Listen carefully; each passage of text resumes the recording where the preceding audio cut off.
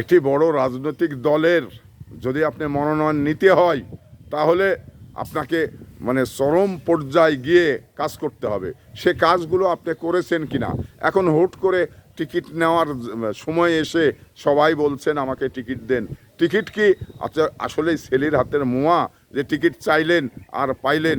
এরকম তো কিছু নয়। কারণ আপনাকে দলের কাজগুলো করতে হবে, মানে দলের কাজগুলো করে দল মানে এমন একটি জায়গায় থেকে মানে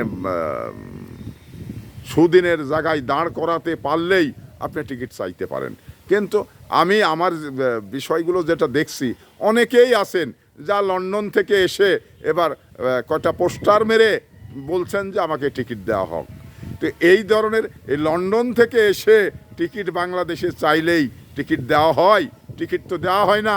টিকিট দিতে হলে বাংলাদেশের তৃণমূলের মানুষের সঙ্গে মানে মিশে থাকতে হবে এবং তাদের সুখে দুঃখে পাশে থাকতে হবে।